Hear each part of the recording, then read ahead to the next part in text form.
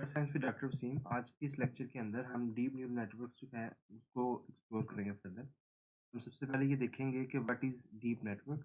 Next हम देखेंगे notations for deep network, वो नोटेशंस जो कि हम यूज़ करेंगे डीप नेटवर्क्स के लिए। उसके बाद हम फॉरवर्ड प्रोपगेशन देखेंगे किस तरह से होती है डीप नेटवर्क के अंदर, और देन हम बैकवर्ड प्रोपगेशन जो है उसको देखेंगे, और फाइनली थोड़ा सा पैरामीटर्स और हाइपर पैरामीटर्स जो है उनको जो है वो डिस्कस करेंगे। Starting with deep neural network. Deep neural network जो है वो क्या है? सबसे पहले आपको अगर याद हो, पिछली वीडियोस के अंदर हमने देखा था कि लॉजिस्टिक रिग्रेशन यूनिट जो है वो एक उसको हम रिप्रेजेंट कर सकते हैं एज अ सिंगल न्यूरॉन। ठीक है, उसमें मल्टीपल इनपुट्स होते हैं, और उन इनपुट्स के जो है वो लीनियर कॉम्बिनेशंस बनते हैं, और उन लीनियर कॉम्बिनेशंस पे कोई एक्टिवेशन फंक्शन जो है वो अप्लाई होता है, और फाइनली हमारे पास वाई हैट या ए, हमने उसे कहा था कि ये एक्टिवेशन हमारी जो है वो आती है। ये था सिंगल न्यूरॉन के केस में। उसके बाद फिर हमने ये देखा था कि अगर हम एक हिडन लेयर जो है वो इंट्रोड्यूस करवा देते हैं between the input features and the output layer, तो वो हमारी एक हिडन लेयर जो है वो इस तरह से रिप्रेजेंट होगी। ठीक है, इसी आइडिया को हम फर्दर एक्सटेंड कर सकते हैं टू हिडन लेयर्स के लिए, यानी कि हम दो हिडन लेयर जो हैं वो इंट्रोड्यूस करवा दें, या लेट्स से 5 हिडन लेयर्स, या जितनी भी हिडन लेयर्स जो हैं वो हम इसमें ऐड कर सकते हैं। तो इनको हिडन लेयर्स क्यों कहते हैं? हिडन लेयर्स इसलिए होती हैं क्योंकि इनके जो वैल्यूज़ हैं उनको हम डायरेक्टली कह लें कि डिस्क्राइब नहीं कर सकते। इनपुट फीचर्स का तो हमें पता है कि ये इनपुट फीचर्स का क्या मतलब है। इसी तरह से जो आउटपुट्स वाली साइड पे बाय हैट है, उसका भी हमें पता है कि ये बेसिकली आउटपुट को रिप्रेजेंट कर रही है, आउटपुट लेबल्स को रिप्रेजेंट कर रही है। लेकिन इनके दरमियान जो लेयर्स हैं, ये किस वैल्यू को रिप्रेजेंट कर रही हैं, ये हिडन होता है हमसे। ठीक है, इसलिए हम इनको हिडन लेयर्स कहते हैं। अब आप देखें कि जो टॉप लेफ्ट पे जो एक सिंगल न्यूरॉन वाला जो नेटवर्क है, इसे हम कहेंगे शैलो। और फिर उससे जो है राइट, बॉटम राइट पे जो है नेटवर्क, उसे हम डीप जो है वो नेटवर्क कहेंगे। सो शैलोएस्ट नेटवर्क जो है, जैसे-जैसे लेयर्स बढ़ती जाती हैं, नॉर्मली एक हिडन लेयर से ज़्यादा जब हिडन लेयर्स हम यूज़ करते हैं, तो उसे हम डीप न्यूरल नेटवर्क जो है वो कहते हैं। ठीक है? और इसी तरह से ये जो इनकी लेयर्स हम कैसे काउंट करते हैं कि कितनी लेयर्स का नेटवर्क है। अगर 1 हिडन लेयर है तो उसे हम कहेंगे कि वो 2 लेयर न्यूरल नेटवर्क है। ठीक है? तो उसमें हम इनपुट लेयर जो है उसको काउंट नहीं करते। इसी तरह से अगला जो है वो 3 लेयर न्यूरल नेटवर्क है, और अगला जो है वो 6 लेयर्स न्यूरल नेटवर्क। तो डीप न्यूरल नेटवर्क के लिए जो नोटेशंस यूज़ होते हैं उनको हम थोड़ा देखते हैं। इसमें देखें आप, जैसे कि देख सकते हैं कि यहाँ पे हमारे पास ये 4 लेयर्स का नेटवर्क है, जिसमें 3 जो है वो डेफिनेटली हिडन लेयर्स हैं। फर्स्ट जो हिडन लेयर है उसमें 5 न्यूरॉन्स हैं। सेकंड जो लेयर है उसके अंदर भी 5 न्यूरॉन्स हैं। थर्ड लेयर के अंदर 3 न्यूरॉन्स हैं, और इसी तरह से जो लास्ट लेयर है उसमें 1 न्यूरॉन। ठीक है? इनको हम राइट करने के लिए जो नंबर ऑफ लेयर्स हैं उसके लिए कैपिटल एल जो है वो यूज़ करते हैं नॉर्मली। तो यहाँ पे एल जो है that is equal to 4 number of layers. इसी तरह से एन एल जो है उसे हम यूज़ करते हैं number of units in layer L. ठीक है? तो एन 1 जो है वो क्या होगा? वो 5 होगा। एन 2 जो है that will also be 5। N 3 जो है that will be 3। And N L, या लास्ट लेयर जो है जिसे हम एन 4 भी कह सकते हैं, दैट इज़ इक्वल टू 1। ठीक है? इसी के बाद n0 को भी हम जो है वो nx से जो है वो कह सकते हैं कि n0 is equal to nx, means कि जितने हमारे फीचर्स हैं, इनपुट फीचर्स, एक्चुअली वो हमारी लेयर 0 की जो है वो एक्टिवेशन होगी। ठीक है? या उसमें उतने न्यूरॉन्स होंगे। ठीक है? तो ये हम n0 से जो है हमारी इनपुट लेयर जो है उसके जितने फीचर्स हैं उनको रिप्रेजेंट कर सकते हैं। हर लेयर की एक्टिवेशन जो है उसके लिए हम ए एल जो है वो यूज़ करते हैं। ठीक है? That is an activations in layer L. ठीक है? तो लेयर 1 की जो एक्टिवेशन होगी वो A1 हो जाएगी, लेयर 2 की जो होगी वो A2 आ जाएगी, एंड सो ऑन। और इसी तरह से जो इनके एक्टिवेशंस हैं दैट आर रिप्रेजेंटेड बाय यानी कि ये एक इस पे हम एक्टिवेशन फंक्शन अप्लाई करेंगे लीनियर कॉम्बिनेशन पे, जो कि हमें उसकी एक्टिवेशन जो है वो देगा। ये यहाँ पे ये चीज़ याद रखने वाली है कि ये जो एक्टिवेशंस हैं, ये जो लीनियर कॉम्बिनेशंस हैं किसी एक लेयर के, इसके अंदर उस लेयर के जितने भी न्यूरॉन्स हैं, उनका इकट्ठे सबका पूरे का पूरा एक वेक्टर जो है वो पड़ा होगा। यानी कि अगर लेयर 1 की हम बात करें जिसमें 5 न्यूरॉन्स हैं, तो वहाँ पे ज़ी की जो डायमेंशन है वो 5 होगी। तो इसी तरह से ए की डायमेंशन जो है वो भी 5 होगी। इसी तरह से अगर हम लेयर 3 की बात करें, तो लेयर 3 के अंदर जो है वो क्योंकि 3 न्यूरॉन्स हैं, इसलिए ज़ी-एल की डायमेंशन जो है या ज़ी-3 की डायमेंशन जो है वो 3 होगी, और इसी तरह से फिर ए-एल की डायमेंशन जो है वो भी 3 होगी। जो वेट्स हैं वो हर लेयर के हम डब्ल्यू-एल से जो है वो उसको रिप्रेज़ेंट कर सकते हैं। इसी तरह से जो बायस है उसको बी-एल से जो है वो रिप्रेज़ेंट कर सकते हैं। ठीक है? ये सारी नोटेशंस डेवलप करने का मकसद ये है कि हमें इनको समझने में, इनको रिप्रेज़ेंट करने में जो है वो आसानी हो। अभी फॉरवर्ड प्रोपेगेशन जो है वो कैसे होती है डीप नेटवर्क्स के अंदर, ठीक है? अब हम उसी नोटेशन को यूज़ करेंगे जो हम प्रीवियसली डेवलप करके हैं। ये एक्सप्लेन करने के लिए कि फॉरवर्ड प्रोपेगेशन जो है वो कैसे काम करेगी डीप नेटवर्क्स के अंदर, और फिर बैकवर्ड प्रोपेगेशन जो है वो कैसे जो है वो प्रोसेस उसका होगा, वो चीज़ हम देखते हैं। फॉरवर्ड प्रोपेगेशन के अंदर जैसे कि आप जानते हैं कि इनपुट्स से फॉरवर्ड जो है वो एक्टिवेशंस होती हैं। तो उसमें लेट्स से अगर पहली लेयर की बात करें, तो उसके अंदर ज़ी-1 जो है वो कैसे कंप्यूट होगा, उसी तरह से जैसे कि आपने पहले देखा शैलो नेटवर्क के अंदर या सिंपल लॉजिस्टिक जो यूनिट था, एक न्यूरॉन था, वहाँ उसी उसी की तरह से होगा। बेसिकली होगा क्या कि लीनियर कॉम्बिनेशंस बनेंगे W1 X प्लस B1, ठीक है? और उससे क्या फॉर्म होगा Z1। जी1 पे जो है वो एक्टिवेशन अप्लाई होगी और हमारे पास ए1 जो है वो आ जाएगा। ए1 के अंदर हमारे सारे पाँचों न्यूरॉन्स की एक्टिवेशंस जो हैं वो पड़ी होंगी। तो ये एक वेक्टर होगा। इसी तरह से अगर हम अगली लेयर की बात करें, तो वहाँ पे पिछली लेयर से जो एक्टिवेशंस आ रही हैं वो वेट्स के साथ मल्टीप्लाई होंगी, ठीक है? मैट्रिक्स मल्टीप्लिकेशन होगी यहाँ पे, और उसमें बायस जो है वो ऐड होगी। तो हमारे पास जी2 जो है वो आ जाएगा। जी2 पे जब एक्टिवेशन फंक्शन अप्लाई करेंगे, तो उस पे फिर हमारे पास ए2 की जो वैल्यू जो है वो आ जाएगी। इसी तरह से लेयर 3 में भी ऐसे ही होगा, और फाइनली लेयर 4 के अंदर भी जो है वो इसी तरह से हम कर सकते हैं। ये हमारी बेसिकली फॉरवर्ड प्रोपेगेशन का जो स्टेप है वो कंप्लीट हो जाएगा। नेक्स्ट इसमें जो है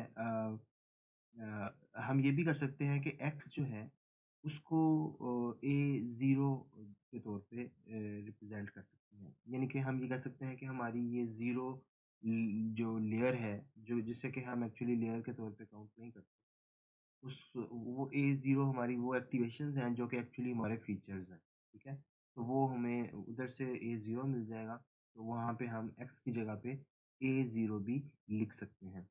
इस तरह से लिखने का फ़ायदा क्या होता है कि हम ये सारी जो इक्वेशंस हैं 1, 2, 3 और 4, 3 मैंने यहाँ पे नहीं लिखी। तो सारी की सारी ये जो इक्वेशंस हैं, इनको हम जनरली इस तरह से भी लिख सकते हैं कि ZL is equal to WL AL-1 plus BL, और इसी तरह से एक्टिवेशन जो है that will be AL is equal to GL of ZL, ठीक है? तो यहाँ पे ये चीज़ भी काबिल गौर है कि ये हर लेयर जो है उसका अपना एक एक्टिवेशन फंक्शन हो सकता है।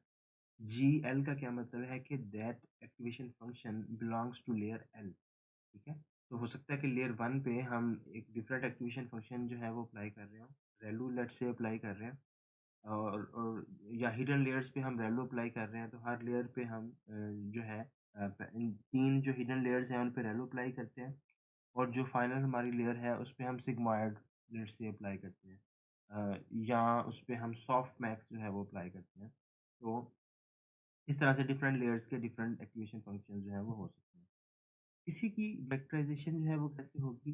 वेक्टराइजेशन का ये मतलब है कि हम सारी एग्ज़ाम्पल्स के लिए इकट्ठे जो हैं वो वेक्टराइज़्ड फॉर्म में एक कंप्यूटेशंस कर लें, जो फॉरवर्ड प्रोपेगेशन है उनकी। यानी कि लेयर 1 की भी सारी एग्ज़ाम्पल्स के लिए जो है वो कंप्यूटेशंस हो जाएँ। लेयर 2 की भी सारी एग्ज़ाम्पल्स के लिए जो इनपुट एग्ज़ाम्पल्स हैं उसके लिए कंप्यूटेशंस हो जाएँ। इसी तरह से सो ऑन लेयर 3 और लेयर 4 के लिए भी कंप्यूटेशंस जो है वो हो जाए। इस तरह से हमारा forward propagation for all examples और इनपुट एग्ज़ाम्पल्स जो है हमारा प्रोसेस जो है वो कंप्लीट हो जाए। अब इसमें एक चीज़ यहाँ पे इम्पोर्टेंट है, एक क्वेश्चन आपके ज़हन में रेज़ हो रहा होगा कि हम ये मल्टीपल लेयर्स की तरफ क्यों जा रहे हैं और इसका हमें फ़ायदा क्या होता है? थोड़ा-सा यहाँ पे ये मैं चीज़ मैंने समझा कि बेहतर है कि यहाँ पे मैं डिस्कस करता चलूँ कि ये क्यों जो है वो डीप लर्निंग जो है वो बेहतर काम करती है। हमने इस प्लेलिस्ट के अंदर लेक्चर वीडियोस के अंदर स्टार्ट में देखा था कि डीप नेटवर्क्स जो हैं उनका हमें ये फ़ायदा रहता है कि हम स्टार्टिंग फ्रॉम सिंपल कॉन्सेप्ट्स हम मोर कॉम्प्लेक्स कॉन्सेप्ट्स की तरफ जो है वो एक हायरार्कीज़ जो है वो बिल्ड करते हैं। और नेटवर्क्स जो हैं जब लर्निंग वो कर रहे होते हैं तो वो उनकी जो पहली लेयर्स हैं उसमें वो सिंपलर कॉन्सेप्ट्स जो हैं उनको लर्न करते हैं और उसके बाद उससे अगली लेयर्स के अंदर मोर कॉम्प्लेक्स जो कॉन्सेप्ट्स हैं उनको based on those simple concepts from the previous layers वो लर्न करते हैं। तो ये एक तो ये इसकी वजह है, सिंपल ये रीज़न है कि जिसकी वजह से मल्टीपल लेयर्स जो हैं उनका हमें फ़ायदा होता है। इसी तरह से हम जो है वो सर्किट थ्योरी से भी एक एग्जांपल ले सकते हैं, जिससे हमें पता चलेगा कि डीप लर्निंग जो है वो हमें कैसे जो है वो फ़ायदा उसका होता है, कैसे वो बेहतर जो है वो लर्निंग करती है, ठीक है? उसकी एग्जांपल ये है कि there are functions you can compute with a small L layer deep neural network that shallow networks require exponentially more hidden units to compute. कहने का मकसद ये है कि लेट्स से हमने सर्किट थ्योरी के अंदर आपने पढ़ा होगा कि एक XOR का एक ऑपरेशन होता है, ठीक है? एक्सक्लूसिव ऑर का जो ऑपरेशन है, अगर हमने लेट्स से m एग्ज़ाम्पल्स पे वो परफ़ॉर्म करना है, ठीक है? और उसको अगर हम अ, मल्टीपल जो है वो न्यूरॉन्स जो हैं मल्टीपल लेयर्स के अंदर जो हैं उसको लेके जाते हैं, ठीक है? यानी कि पहले जो हर 2 इनपुट्स हैं उन पे XOR अप्लाई करते हैं, फिर उनको जो है कंबाइन करके उस पे XOR अप्लाई करते हैं, ठीक है? एंड सो ऑन इस तरह से हम करते जाते हैं फॉर ऑल एग्ज़ाम्पल्स। तो उसके लिए हमें जितने न्यूरॉन्स चाहिए होंगे, वो हैं basically big O log n, ठीक है? तो इतने न्यूरॉन्स अगर हों, तो हम ये फ़ंक्शन जो है वो कंप्यूट कर सकते हैं। लेकिन अगर हम इस चीज़ पे खुद को रिस्ट्रिक्ट करते हैं कि हमने एक जो है लेयर यूज़ करनी है, एक से ज़्यादा लेयर्स यूज़ नहीं करनी, तो फिर क्या होगा? मतलब हमारी एक ही लेयर हो और उसी स की बेस पे हम जो है फाइनल डिसीज़न लें कि XOR जो है वो इसकी वैल्यू क्या होगी जब इन सब इनपुट्स का पे जो है वो एक्सक्लूसिव OR हम अप्लाई करेंगे।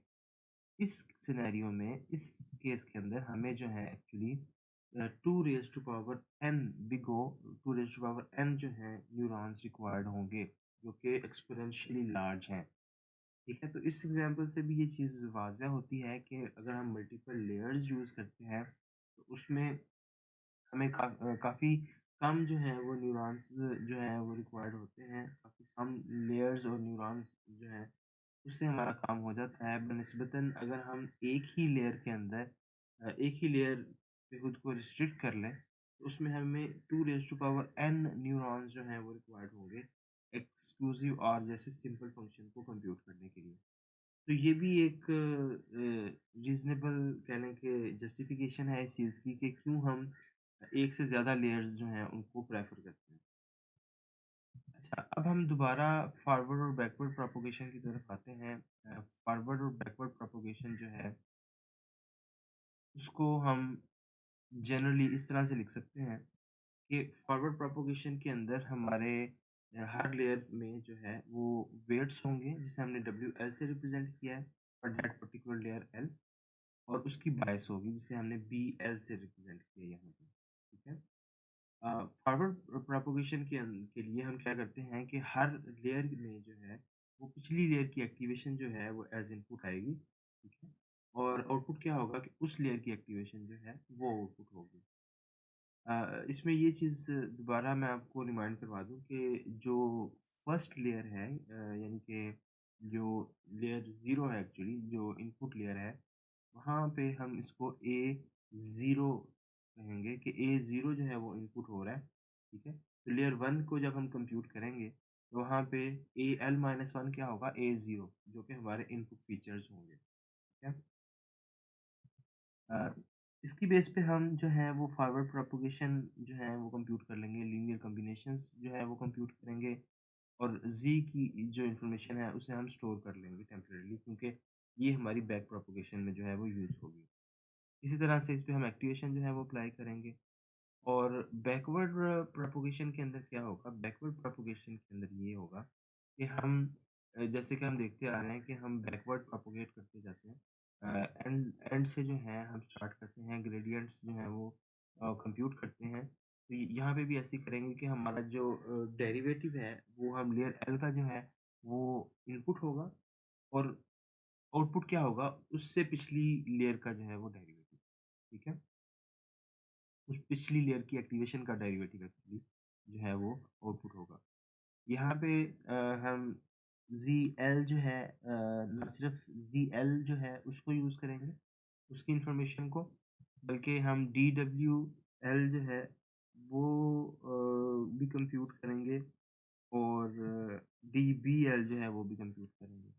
हमें ज़ीएल तो कैश के अंदर चाहिए ही चाहिए, साथ में हमें जो वेट्स हैं और जो बाइसेस हैं, उनकी इन्फॉर्मेशन भी कैश के अंदर हम स्टोर कर लेंगे और उसकी बेस पे हमारे पास जो आउटपुट आएगा that will be DA of L minus one then DW of L और डीबी ऑफ एल, ठीक है?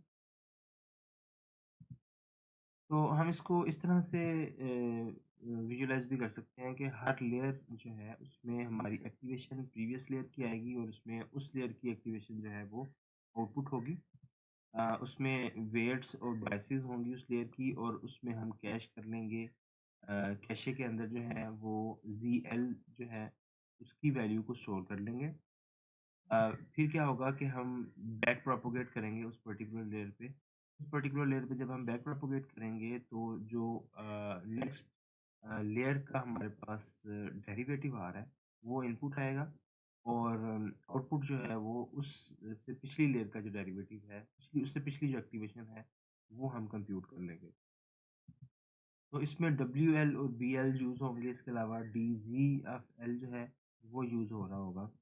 और इसमें फाइनली हम जो डेरिवेटिव्स हैं हर लेयर के अंदर जो वेट्स के डेरिवेटिव्स हैं और जो बाइस के डेरिवेटिव्स हैं वो भी कंप्यूट कर रहे होंगे। अच्छा, इसमें फिर इसको हम अगर और एक्सटेंडेड फॉर्म में देखें, हम इसको इस तरह से देख सकते हैं कि अगर हमारी जो लेयर्स होंगी, one by one her layer के अंदर वही वाले ऑपरेशन हो रहे होंगे फॉरवर्ड प्रोपगेशन के अंदर और स्टार्टिंग फ्रॉम द एंड फिर बैक प्रोपगेशन होगी और वहाँ पे हमारी वही डब्ल्यू बी और डी जी जो है वो कंप्यूट हो रहा होगा, ठीक है? और उसकी बेस पे प्रीवियस लेयर का जो डेरिवेटिव है वो कंप्यूट हो रहा होगा और फिर उस लेयर के जो वेट्स जो हैं उनके डेरिवेटिव और जो उनकी बाइसेस हैं उनके डेरिवेटिव जो है वो कंप्यूट हो रहे होंगे। इसी तरह से आप बैकवर्ड चलते जाएँगे तो आपके पास जो सारी की सारी लेयर्स हैं, उनके डेरिवेटिव्स जो हैं आपके पास कंप्यूट होके आ जाएँगे। ठीक है? तो इस तरह से आप फॉरवर्ड प्रोपगेशन और बैकवर्ड प्रोपगेशन जो है वो परफ़ॉर्म करेंगे। अच्छा जी, अब forward propagation for layer L जो है उसमें क्या होगा कि हम इनपुट हमारा है वही चीज़ के ए एल माइनस वन, ठीक है? और आउटपुट जो है वो ए एल और कैशे ऑफ ज़ी एल है, ठीक है? और इसकी वेक्टराइज़्ड फॉर्म जो है वो आप डेफ़िनेटली जहाँ पे ए स्मॉल आ रहा है वहाँ पे ए कैपिटल आ जाएगा, यानी कि पहले वेक्टर आ रहा था, अब वहाँ पे एक मैट्रिक्स आ जाएगा जिसमें सारी की सारी एग्ज़ाम्पल होंगी। और वो उसकी उसपे जो एक्टिवेशन फ़ंक्शन जब हम अप्लाई करेंगे तो उसकी एक्टिवेशन भी हमारे पास आ जाएगी। इसी तरह से बैकवर्ड प्रोपगेशन के अंदर क्या होगा? बैकवर्ड प्रोपगेशन के अंदर इनपुट जो है वो हमारा DAL होगा, ठीक है? और उसकी बेस पे हम उसकी प्रीवियस जो एक्टिवेशन है उसका डेरिवेटिव जो है वो कंप्यूट करेंगे और उस लेयर का जो जो वेट्स हैं उनका डेरिवेटिव और जो बाइसेस हैं उनका डेरिवेटिव जो है वो कंप्यूट करेंगे। ठीक है, तो इसके लिए हम डी जी इस तरह से कंप्यूट कर सकते हैं, D A times derivative of G L of ji L. ठीक है, फिर हम वेट्स का जो डेरिवेटिव है वो कैसे कंप्यूट कर सकते हैं, डी जी एल और उस पर हम उसको मल्टीप्लाई करेंगे ए एल माइनस वन, उसके बाद D B L that will be equal to D G L. ठीक है, उसके बाद D A L minus one जो है वो किस तरह से कंप्यूट करेंगे, हम बेसिकली क्या करेंगे कि डब्ल्यू एल जो है उसका ट्रांसपोज लेके उसको हम मल्टीप्लाई करेंगे डी जी एल के साथ। ठीक है, इसी की वेक्टराइज जो फॉर्म है वो कुछ इस तरह से आ जाए। ठीक है, अब यहाँ पे जो वेक्टर्स हैं वहाँ पे हम मैट्रिसेस जो हैं एक्चुअली उनको यहाँ पे ले आएंगे। ठीक है, और इस तरह से हम इसका सम जो है वो ले लेंगे और फाइनली हम derivative of A L minus one जो है वो कंप्यूट करते हैं। तो ये आइडिया था फॉरवर्ड और बैकवर्ड प्रोपोगेशन का न्यूरल डीप न्यूरल नेटवर्क्स के हवाले से। और थोड़ा सा हम अब पैरामीटर्स और हाइपर पैरामीटर्स को डिस्कस कर लेते हैं कि इनमें क्या डिफरेंस है। पैरामीटर्स जो हैं हम देखते आ रहे हैं शैलो नेटवर्क्स और डीप नेटवर्क्स में, ये पैरामीटर्स जो हैं वो जो वेट्स और बाइसेस होती हैं वो हमारे पैरामीटर्स होते हैं, जो कि एक्चुअली जो मॉडल है ड्यूरिंग बैक प्रोपोगेशन या ग्रेडियंट डिसेंट एल्गोरिथम जब स्टेप्स लेता है तो उसमें वो वेट्स जो हैं उनके लर्न वो करता है। ठीक है, हाइपर पैरामीटर्स जो हैं वो इन कंट्रास्ट हम खुद से सेट करते हैं। हाइपर पैरामीटर्स क्या होते हैं, जैसे कि लर्निंग रेट हो गया अल्फ़ा। ठीक है, जो हम डिस्कस करते आ रहे हैं, या नंबर ऑफ आइट्रेशंस कितनी होंगी, ये भी एक हाइपर पैरामीटर है। इसी तरह से number of hidden layers her layer के अंदर कितनी होंगी, ये भी एक हाइपर पैरामीटर है। इसी तरह से number of hidden units in every layer, choice of activation function in every layer, ये सारे के सारे जो हैं हाइपर पैरामीटर्स हैं जो कि हमने खुद से डिसाइड करना होते हैं। ठीक है, इसके लिए कुछ ह्यूरिस्टिक्स हैं, कुछ रूल्स हैं उनके बेस पे हम इन चीज़ों को बढ़ा सकते हैं या कम कर सकते हैं। ठीक है, वो हम डिस्कस करेंगे नेक्स्ट लेक्चर्स के अंदर। अ, इसी तरह से फर्दर इसमें मोमेंटम है, मिनी बैच साइज है, रेगुलराइजेशन है। तो ये सारी इस तरह की चीज़ें हैं जो कि हमने खुद से डिसाइड करनी होती हैं, इन्हें हम हाइपर पैरामीटर्स जो है वो कहते हैं। ठीक है? और जो डीप लर्निंग और न्यूरल नेटवर्क्स का जो प्रोसेस है उनको डेवलप करने का, वो काफ़ी हद तक जो है वो एम्पिरिकल प्रोसेस है। एम्पिरिकल प्रोसेस से क्या मतलब है कि जितने भी हाइपर पैरामीटर्स हैं इनको हम जब इनकी वैल्यू चेंज करते हैं तो हम देखते हैं कि over the period of time जैसे जैसे ग्रेडियंट डिसेंट की आइट्रेशंस होती हैं तो कॉस्ट पे क्या इफ़ेक्ट आता है, और उसकी बेस पे फिर हम डिसाइड करते हैं कि हमने किसी जो लेट्स से अल्फ़ा है उसकी वैल्यू को चेंज करना है, या हमने नंबर ऑफ़ लेयर्स जो है वो इंक्रीज़ करनी है, नंबर ऑफ़ न्यूरॉन्स इंक्रीज़ करने हैं, डिक्रीज़ करने हैं। ठीक है, तो हो सकता है कि जब हम एक वैल्यू सेट करें तो हमें इस तरह से कर्व नज़र आए, हमें पता चले अच्छा जी जैसे जैसे आइट्रेशंस बढ़ती जा रही हैं तो लॉस कुछ कम हो रहा है, लेकिन हम इससे सेटिस्फाई नहीं होते, हम थोड़ा वैल्यूज़ को और चेंज करते हैं। लेट्स से हम लर्निंग रेट को बढ़ा देते हैं, तो उससे क्या इफ़ेक्ट आता है, लेट्स से कि फिर हम देखते हैं कि जैसे जैसे आइट्रेशंस होती हैं कॉस्ट कम होने की बजाय बढ़ती जा रही है। ठीक है, वो उसकी रीज़न ये हो सकती है कि लर्निंग रेट जो है वो ओवर शूट कर जाता है और वो बजाय मिनिमा की तरफ जाने के वो मैक्सिमा की तरफ जो है वो जाने लगता है, मतलब मिनिमा की तरफ वो नहीं जाता, तो उसे हम ओवरशूट कहते हैं। तो फिर हम क्या करते हैं, लेट्स से हम दोबारा अल्फ़ा की वैल्यू जो है उसको कम करते हैं और दोबारा से आइट्रेशंस करते हैं, तो हमें पता चलता है कि अच्छा अब हमारा काफ़ी हद तक सेटिस्फाइंग जो है वो हमें रिज़ल्ट दे रहा है नेटवर्क। तो इस तरह से ये स्टेप्स परफॉर्म करके और हाइपर पैरामीटर्स को ट्यून करके जो है हम जो नेटवर्क है उसकी ट्रेनिंग जो है वो करवाते हैं और इस तरह से हम एक बेहतर जो है वो नेटवर्क के जो हाइपर पैरामीटर्स जो हैं वो सिलेक्ट कर सकते हैं।